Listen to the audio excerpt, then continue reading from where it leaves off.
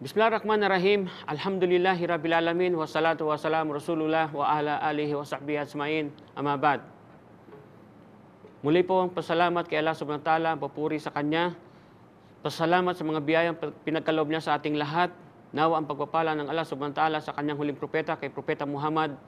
Ganun din po sa Kanyang mga pamilya, sa mga sahaba, at sa mga sumusunod at tumatak sa landas ng Islam. Assalamualaikum warahmatullahi wabarakatuh. So ating pagtatalakay doon sa huli ay ang pagkatapos po ng wudu, ngayon po ay para naman sa sala.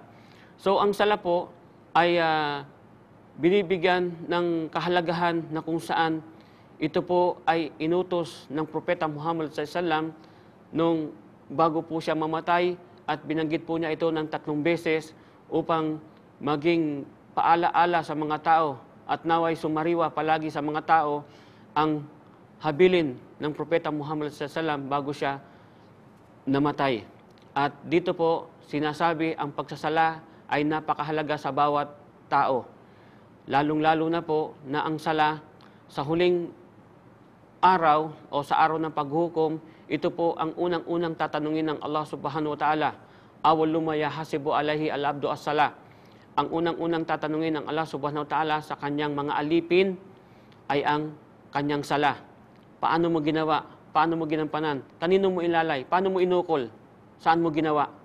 So dapat malaman natin na ang pagsasala ay hindi lamang po basta yung makilala mo ang isang Diyos sa anumang uri ng pagsamba ay pwede na.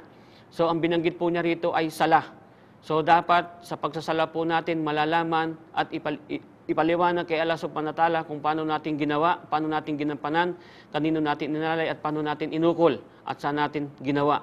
So dapat po ay matuwid at walang iba kundi ang Allah subhanahu wa ta'ala sa kanyang mga paalaala ayon kay Propeta Muhammad SAW, at ganun din po at kung saan natin ito ginawa, dapat po sa masjid. Alhamdulillah rabbil alamin, ang mga lalaki po ay obligadong magsagawa ng sala sa masjid. Bagkus ang mga babae po ay sa bahay lamang. So kahit nasa bahay ang mga babae, hindi nangangahulugang sa bahay lang sila at kahit makalimutan nila ang pagsasala ay pwede. Hindi po. Kung 5 beses po ang pagdarasal sa isang araw, tinatawag pong salawat al-khams at wajibat.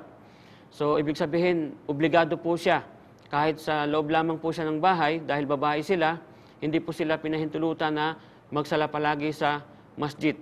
Maliban lamang po ang pagsasala kung buwan ng Ramadan, may mga tinatawag na pagsasala, yung Tarawi o yung Qiyamul Lail o ang Tahajjud.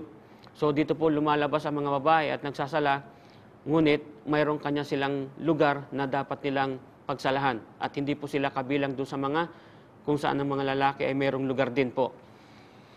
At yun nga pong pagsasala na isang bagay para ibigay natin ang ating sarili sa araw ng paghukom, kung paano natin patutunayan sa Allah subhanahu wa ta'ala ang ating pagiging Muslim, kung paano natin ginampanan ang ating pagiging Muslim, kung paano po natin pinahalagan ang ating pagiging Muslim, at sa pagiging Muslim kung paano po natin minahal ang Allah subhanahu wa ta'ala. Dahil ang pagmamahal po abot ng taos-puso sa pagmamahal na kung saan ito po yung pagmamahal kung paano mo ginagampanan ang tungkulin mo sa Kanya, kung paano ka nagkakaroon ng takot sa Kanya, at kung paano binibigyan ng kahalagaan ng Kanyang pagka-Diyos. So dito po nakabatay ang anumang kadahilanan ng pagsasala upang ang isang tao ay mapalapit kay Allah subhanahu wa ta'ala, maging maliwanag sa Kanya ang Kanyang sarili, kung paano siya nilikha at bakit siya nilikha, dahil ang katotohanan ay upang sambahin lamang po ang Allah subhanahu wa ta'ala.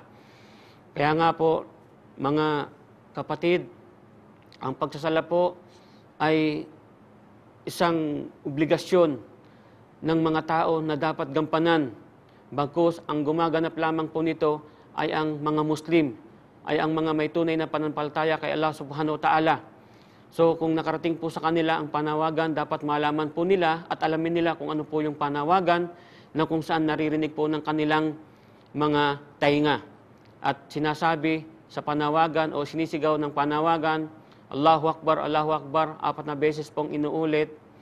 At pagkatapos, Asyhadu an la ilaha illallah, ako ay sumasaksi na walang ibang Diyos nararapat sambahin maliban kay Allah. Asyhadu anna Muhammad Rasulullah, Ako ay sumasaksi na si Propeta Muhammad ang kanyang huling sugo.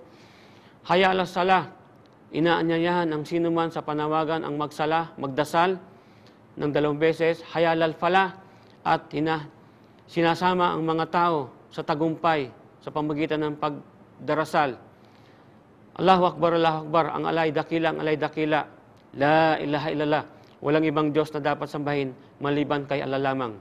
Jazakallahu khairan. Assalamualaikum warahmatullahi wabarakatuh.